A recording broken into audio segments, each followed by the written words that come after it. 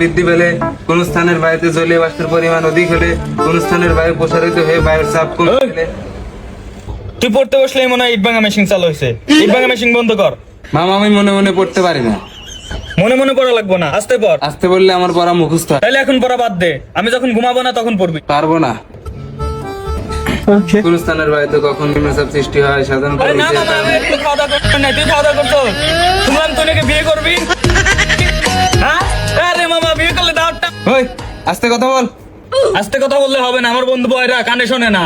তাহলে রুমের বাইরে গিয়ে কথা বল। কেন, রুম কি তোর বাপের? দেখ মিঠু, তোর বাবারে কিন্তু কল দিব। কল দিয়ে বলবো তুই আমারে পড়ার সময় ডিস্টার্ব করিস। কোন স্থানের বায়ুতে কখন নিম্নচাপ সৃষ্টি হয় সাধারণত নিচের কারণগুলোর জন্য। দুই পাশে দুটি স্টাফ পার্ট নিতে হবে। স্টাফ পার্টের মাঝে 100 মিটার দূরত্ব ফাঁকা রাখতে হবে। এই, তুই কি আমার সাথে প্রতিযোগিতা করতেছিস? আরে পড়াশোনায় প্রতিযোগিতা করা ভালো। তুই না আমার বাপরে ফোন দিবি, ফোন দিয়ে বল যে মিঠু জোরে জোরে পড়াশোনা করে আমার ডিস্টার্ব করতেছে।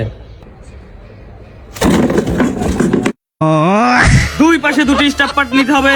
স্টাফ পার্টের মাঝে 100 মিটার দূরত্ব।